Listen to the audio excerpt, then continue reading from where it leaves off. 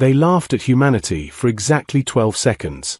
12 short seconds inside the grand celestial chamber of the Orion Dominion. 12 seconds that would later be remembered as the moment the galaxy made its greatest mistake. The chamber was vast beyond imagination. Floating platforms shimmered in mid-air. Walls glowed with living starlight. Representatives from 20 advanced alien civilizations watched from towering crystal seats arranged in a perfect circle. At the center stood 3 humans. Ambassador Ilara Vance kept her hands steady behind her back. She refused to show fear. Beside her stood General Marcus Hale, broad-shouldered and calm, his eyes studying every movement. On her other side was Dr. Arun Patel, a quiet scientist whose mind never stopped calculating. Across from them floated High Executor Ziran, a tall being made of shifting silver mist. His voice echoed like metal scraping glass. "So these are humans," Ziran said. "The species that fractured its own planet with war. The species that polluted its oceans. The species that required centuries to unite under one banner." Soft laughter rippled through the chamber. Another delegate, a tall insect-like being named Vectal, clicked its mandibles. "Their ships are crude. Their weapons are primitive combustion tools. They rely on physical labor instead of quantum manipulation." A third alien pulsed bright green. "Their average lifespan is laughably short. They are fragile." The laughter grew louder. Ilara finally stepped forward. "We are new," she said calmly. "Yes. We fought wars. Yes. We made mistakes. But we survived them. And we learned." Learned. Ziran's mist swirled in amusement.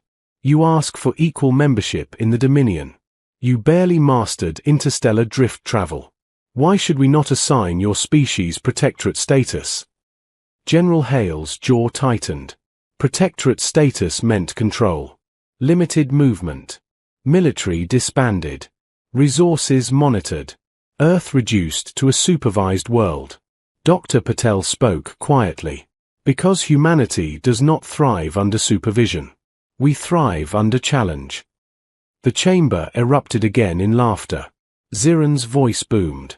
"You have one planetary cycle to accept protectorate status. Refuse, and we will enforce stability." "Enforce?" Ilara asked. "Your species shows aggressive unpredictability. We cannot allow instability within Dominion territory." The meaning was clear. Submit. Or be corrected. The meeting ended with the echo of alien amusement filling the chamber. They truly believed humanity was small.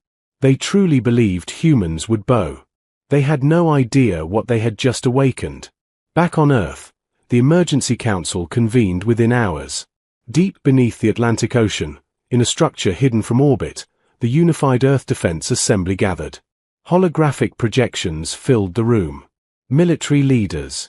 Scientists. Civilian representatives. President Amora Okoye listened silently as Ilara delivered the report. "They believe we are unstable," Ilara finished. "They believe we need guidance." General Hale folded his arms. "They think we are children." Silence filled the chamber. Then Dr. Patel activated a projection of Dominion fleet numbers. 20,000 combat vessels within reachable distance, he said. "Their shielding technology exceeds ours by centuries. Direct conflict would be suicide." "So we surrender?" someone asked. Hale's eyes hardened. "Humans don't surrender. We adapt." President Okoye leaned forward. "Protocol Prometheus." The room went still. Prometheus was never meant to be used unless extinction was possible. It had been developed quietly over decades. While humanity presented peaceful exploration to the stars, they had also prepared. Because history had taught them one truth. Hope for peace. Prepare for war. 6 months later, Dominion ships appeared at the edge of the solar system. Not attacking. Not yet. They formed a blockade. Trade routes were frozen. Outer colonies on Europa and Titan were isolated. A message broadcast followed. "This is Executor Ziran of the Orion Dominion. Humanity has failed to accept guidance. We now initiate stabilization phase 1. You will comply. On Earth, panic spread through media channels. Markets shook. Citizens feared invasion. But something unexpected happened. Instead of collapsing, humanity became quiet. Factories increased production. Research facilities sealed their doors. Civilian networks encrypted. Deep space mining stations activated hidden compartments. On Mars, engineer Sofia Alvarez stared at a Dominion cruiser through her telescope. "They think we'll panic," her brother whispered beside her. Sofia smiled slightly. "Good." Weeks passed. Dominion forces tightened their presence but made no aggressive strike. They were confident. Too confident. Their mistake was simple. They measured power in firepower. Humans measured power in imagination. Dr. Patel and thousands of scientists worked without rest. Not to build bigger guns, but to build smarter systems. Dominion ships relied on flawless energy harmonics, perfect signal clarity, precise coordination across fleets. Human engineers began targeting the one thing advanced civilizations often forget: imperfection. Microsatellites disguised as debris drifted near Dominion patrol paths.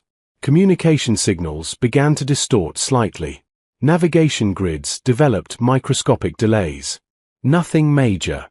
Just enough to create frustration. On Titan, colonists transmitted emotional music frequencies through deep space channels. The signals were harmless, but Dominion translators could not process them correctly. They called it cultural noise contamination. On Earth, General Hale watched reports come in. "They're confused," he said. Dr. Patel nodded. "Their systems assume rational opposition. They expect organized military response. They cannot calculate creative disruption." Meanwhile, Executor Zirin grew impatient. "These anomalies are beneath notice," Vectal insisted. But Zirin was beginning to understand something uncomfortable. The humans were not acting afraid. They were preparing. Then came the first real strike. Not against a ship. Not against a station. Against perception. Every Dominion screen across their fleet suddenly displayed a single transmission. A human child. Standing in a classroom on Earth. She looked directly into the camera. "You said we were unstable," she said softly. "You're right. We are. We dream too much. We build things that don't exist yet. We imagine better futures." The feed shifted. Scenes flashed rapidly. Human engineers building adaptive shields. Colonists transforming barren moons into gardens. Doctors curing alien-compatible diseases. Artists painting nebulae. Soldiers training in zero gravity. The message ended with one sentence. "You laughed at us. That was your first mistake." Dominion networks scrambled to block the transmission. But it had already spread. Across every ship. Across every delegate world. Across the entire Dominion. For the first time, silence filled their command chambers. Not laughter. Silence. Because something had shifted. Humans were not begging. They were signaling. And deep down, Zirin understood the truth. If humanity had truly been weak, they would have surrendered already. Instead, they were building something. Something unpredictable. Something dangerous. And the Dominion had just given them the perfect reason to unleash it. The Dominion tried to laugh again after the broadcast. They called it primitive psychological theater. They told their citizens that humans were only making noise because they had no real strength. But inside Executor Zirin's flagship, the mood was different. Officers whispered in low tones. Technicians argued over corrupted data streams. Patrol commanders complained that their sensor nets were growing unreliable.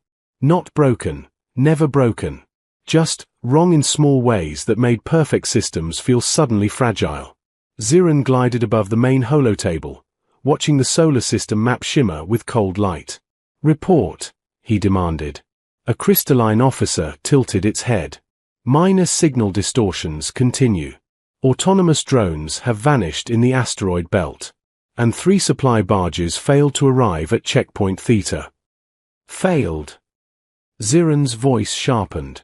How does an automated vessel fail to arrive? The officer hesitated. Its last log shows a navigational correction, then nothing, as if space itself swallowed it. Ziren's mist body rippled with irritation. Humans do not bend space. No, the officer replied carefully, but they might bend our assumptions. Ziren disliked that answer more than any other. Assumptions were the foundation of Dominion order. Dominion technology was flawless because Dominion logic was flawless. Everything had rules. Every problem had a measurable solution. Humanity, however, seemed to operate like a storm. Chaotic, emotional, and impossible to predict. Ziren called the council delegates through a secure channel. You assured me this species was harmless, he said. Vectal clicked impatiently. They are. Their weapons cannot pierce our shields.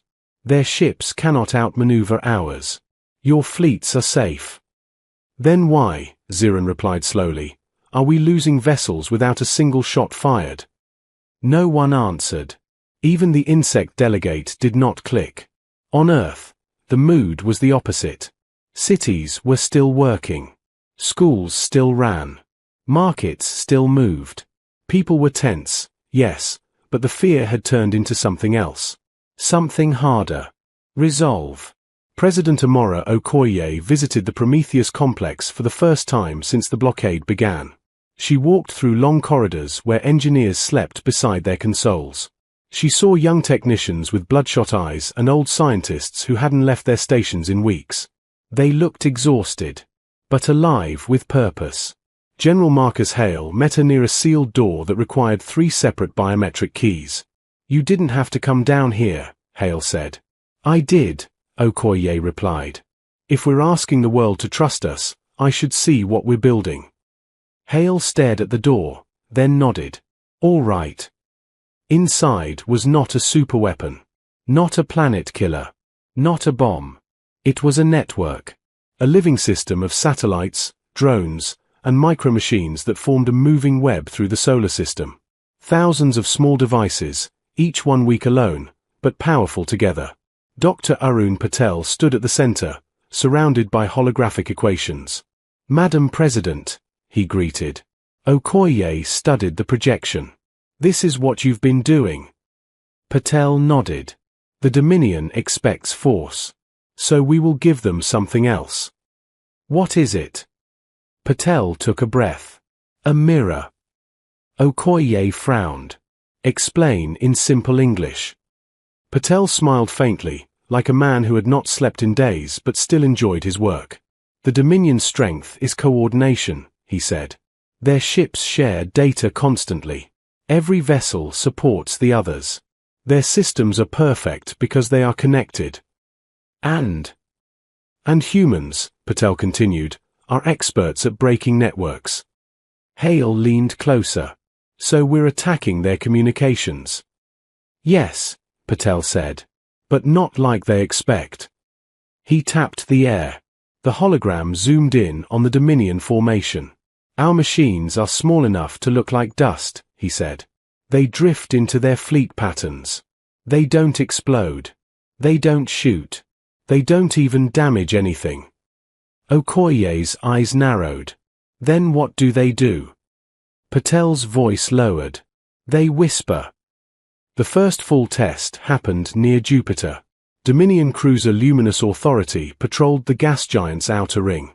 Its shields glowed with a steady blue pulse. Its crew felt untouchable. Then the whispers began. At first it was a faint static inside their communication waves. Then it became patterns. Repeating loops of broken transmission. Like someone tapping on glass. The Dominion technicians tried to isolate the source. They cut channels. They rerouted signals. They activated backups. The whispers followed them. Not loud enough to shut down systems. Just loud enough to confuse them. An officer shouted, "We are receiving ghost commands." Another cried, "Navigation is drifting off-grid." The captain demanded, "Find the source." They found nothing. Because the source wasn't one device. It was thousands. Human micromachines had filled the cruiser's surrounding space like invisible pollen. They weren't attacking the ship. They were changing its reality. The ship sensors began to see false objects, phantom asteroids, phantom ships, phantom threats. The Dominion crew panicked, firing at shadows, burning energy, exhausting patience. Then the cruiser's main AI made its first mistake. It initiated an emergency jump. But its coordinates were wrong. Only slightly. The cruiser didn't explode. It didn't crash. It simply vanished. A perfect ship, lost in the dark, because humans had nudged it one step off certainty. When Zirin received the report, his mist body flashed like storm clouds. "This is impossible," he hissed. Vectal clicked angrily. "It is sabotage." "Yes," Zirin snapped. "But how?" The next move was even worse. On Europa, Dominion troops landed peacekeeping units near human settlements. They brought portable towers meant to jam human signals. They offered relocation assistance to move colonists into protected zones. It was polite control. A cage made of kindness. But humans did not step into cages quietly. A human miner named Juno Kessler watched from behind a storage container as Dominion soldiers marched into the colony square. Her hands trembled. Not from fear. From anger. Her father had died in the mines because the Dominion blockade had cut off replacement oxygen filters. They called that stabilization. They called his death acceptable loss. Juno looked at the small device hidden inside her tool belt. It looked like a simple metal puck. Nothing special. But it was part of Prometheus. She pressed it into the frozen ground. A second later, dozens of miners did the same all across the colony. Nothing happened at first. Then the Dominion soldiers' armor lights flickered. Their internal comms filled with noise. Their visors displayed warnings they could not translate. They raised weapons. "Hold position," their commander shouted. But their own gear stopped obeying them. Because the pucks were not bombs. They were signal seeds. They released a wave of human-designed chaos into Dominion communication frequencies. The soldiers' suits did not fail completely. They worked. Just wrong. A soldier's motion assist became delayed. Another's weapon locks refused to disengage. A third's breathing regulation pulsed too fast, making him gasp. The Dominion commander realized something terrifying. The humans were not trying to kill them. They were proving something. They could reach inside Dominion technology whenever they wanted. Juno stepped into the square, face cold and fearless. She raised a hand and spoke through a loudspeaker. "Go home," she said. "Tell your executor we are done being managed." A Dominion soldier lifted his weapon toward her. But his targeting system displayed a blank. He couldn't lock on. He couldn't even be sure she was there. The humans around Juno stood together, unarmed, staring back like a wall of steel. The Dominion commander finally signaled retreat. They left Europa without a shot fired. That retreat echoed across the entire Dominion. Because it showed something that shook their pride. Humans had resisted with brains, not bullets. Zirin summoned another broadcast to Earth. His face formed on every human screen, as sharp and cold as frost. "This has gone far enough," he said. "Your interference is an act of war." President Okoye appeared in reply, calm and steady. "No," she said. "It's an act of freedom." "You cannot win," Zirin growled. "Your species cannot defeat the Dominion." Okoye's eyes did not blink. "We don't need to defeat you," she said. "We need you to understand us." Zirin's mist twisted. "And what should I understand?" Okoye spoke slowly so no one could misunderstand. "That you can blockade our routes. You can threaten our worlds. You can call us unstable." She leaned forward. "But you cannot control what humans build when you push them into a corner." Behind Okoye, Dr. Patel stepped into view. He placed a small object on the table. It looked like a simple metal sphere. Then he spoke one sentence. "Executor Zirin," Patel said, Your fleet is sitting inside the web. Ziran froze. What web? Patel smiled without humor. The one you didn't even see us spinning. The moment Dr. Patel said the words, silence spread across every Dominion command deck. Your fleet is sitting inside the web. Executor Ziran did not respond immediately. He expanded the holographic map of the solar system. Thousands of Dominion ships appeared in perfect formation, around Mars, near Jupiter, along asteroid lanes, at the edge of the Kuiper Belt. Everything looked normal. Everything looked controlled. But Ziran now understood something terrible. Control could be an illusion. Scan for foreign constructs, he ordered. We are scanning, replied his tactical officer. No hostile weapons detected. Not weapons, Ziran snapped. Patterns. The officer hesitated. Patterns. But it was already too late. Across the solar system, human satellites shifted position. Mining drones that once carved rock from asteroids changed direction. Civilian cargo haulers adjusted orbit by fractions of degrees. Small things. Tiny movements. Almost invisible. But together, they formed a network of synchronized motion. On Earth, in the Prometheus complex, Dr. Patel spoke calmly while hundreds of engineers watched their screens. Phase 3, he said. General Hale stood beside him, arms crossed, eyes sharp. Make it count. Patel nodded. Activate the mirror. Dominion ships suddenly experienced a strange phenomenon. Their long-range sensors began detecting energy signatures identical to their own vessels, but in places where no ships existed. Ghost fleets. Phantom formations. Entire battle groups appeared on their scanners, matching Dominion codes perfectly. Impossible, muttered Vectal from his distant command station. Dominion captains scrambled to verify positions. They ran internal diagnostics. They checked for sabotage. Everything came back clean. But their sensors insisted the ghosts were real.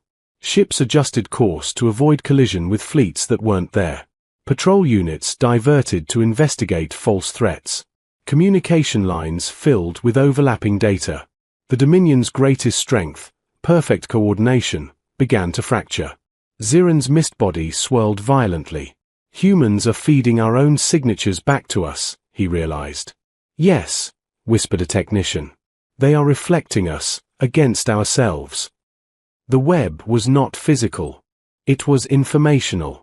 Every micromachine, every satellite, every modified civilian device had been quietly mapping Dominion frequencies for months.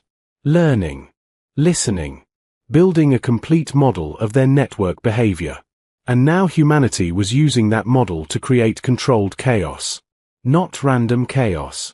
Directed confusion. Dominion ships were not exploding. They were hesitating. And hesitation, in space, was deadly. Near Mars, a Dominion cruiser drifted slightly off formation. Its captain believed he was avoiding a phantom energy spike. But that small drift broke alignment with the fleet shield grid. For the first time since arriving, one ship stood outside the perfect protection of Dominion formation. General Hale saw it instantly. There, he said. A human defense platform hidden inside the Martian moon demos powered up. It was not large. It was not flashy. It had been disguised as geological equipment. But its rail cannons were real. And they had one clear shot. Fire. The projectile moved faster than thought. It pierced the cruiser's weakened shield gap and struck the hull. Not enough to destroy it, but enough to crack the myth of Dominion invincibility. Across human networks, people watched the footage. Not with cheers. With steady focus. They had proven something. Dominion ships could bleed. Ziran felt something he had not experienced in centuries. Uncertainty. Prepare full assault, he ordered. If we escalate, Vectal warned, we risk heavy losses. Ziran's voice hardened. They must be reminded of their place. Dominion fleets began charging weapons. Energy built across thousands of vessels. Earth's defense alarms screamed. General Hale looked at President Okoye. This is it. Okoye nodded once. Then let them see who we are. But humanity did not answer with a fleet charge. They answered with unity. From Europa to Titan. From Mars to Earth orbit. Every human colony activated the web. The mirror expanded. Dominion targeting systems began misreading coordinates. Weapons locked onto incorrect positions. Shield harmonics slipped slightly out of sync. A Dominion battleship fired its main cannon and struck empty space. Because its targeting data had been gently adjusted by human interference. Not enough to be obvious. Just enough to miss. Panic spread through Dominion ranks. They are inside our systems. Shields fluctuating. Navigation unreliable. Ziran roared, override all automation. Manual control. But that was another human calculation. Dominion species were not trained for manual chaos. They relied on precision tools. Humans had grown up with imperfection. Human pilots took direct control of small strike craft. They moved unpredictably. They used debris fields as cover. They exploited every second of Dominion hesitation. On Titan, Sofia Alvarez launched a swarm of repurposed mining drones. They carried no explosives. Instead, they latched onto Dominion hulls and broadcast disruptive resonance patterns, destabilizing shield frequencies. On Europa, Juno Kessler led ground teams that targeted Dominion signal towers with EMP bursts designed not to destroy, but to blind. Across the system, billions of humans were participating. Programmers altered code. Engineers adjusted frequencies. Civilians volunteered power from city grids to boost the web's strength. It was not just a military action. It was a species acting as one organism. That was something the Dominion had never faced. A civilization that turned every citizen into part of the defense. Ziran watched as his perfect formation dissolved into scattered clusters. Ships were not destroyed in large numbers. But they were disoriented. Separated. Exposed. For the first time in Dominion history, retreat calculations appeared on tactical displays. This is temporary, Vectal insisted. But Ziran knew the truth. If they continued, losses would escalate. And worse. The image of Dominion superiority would shatter. All because they had underestimated one species. He opened a system-wide broadcast. Humans and Dominion alike watched. Ziran's voice no longer carried amusement. Humanity, he said slowly, cease interference. President Okoye appeared again. You first, she replied. Ziran hesitated. That hesitation was seen by every Dominion delegate. Every fleet commander. Every citizen. The unstoppable Dominion had paused. Finally, Ziran spoke the words no one expected. The Orion Dominion acknowledges that humanity is sovereign. Across Earth, silence filled cities. Then quiet relief. Not celebration. Understanding. They had not conquered the Dominion. They had forced respect. Okoye answered firmly. We never wanted war. We wanted recognition. Ziran's mist dimmed. You are unpredictable. Okoye nodded. Yes. A long pause followed. Then Ziran gave the order. Dominion fleets, withdraw. One by one, the massive ships turned away from Earth. Not destroyed. Not humiliated. But changed. Because they now understood something fundamental. Humans were not dangerous because of their weapons. They were dangerous because of their creativity. Because when cornered, they did not break. They built. They adapted. They united. And they turned weakness into advantage. Weeks later, Ambassador Ilara Vance returned to the Grand Celestial Chamber. This time, there was no laughter. The alien delegates watched quietly. Ziran addressed the assembly. Humanity has demonstrated resilience and innovation beyond projection models. They will join the Dominion as equals. Ilara stepped forward. We accept, she said calmly. But understand this. Her voice echoed across the chamber. We fight hardest when protecting our families. We build fastest when facing extinction. And we never stop imagining better futures. No one laughed. Because now they knew. Humanity's greatest weapon was not fury. It was imagination under pressure. And the galaxy would never underestimate that again.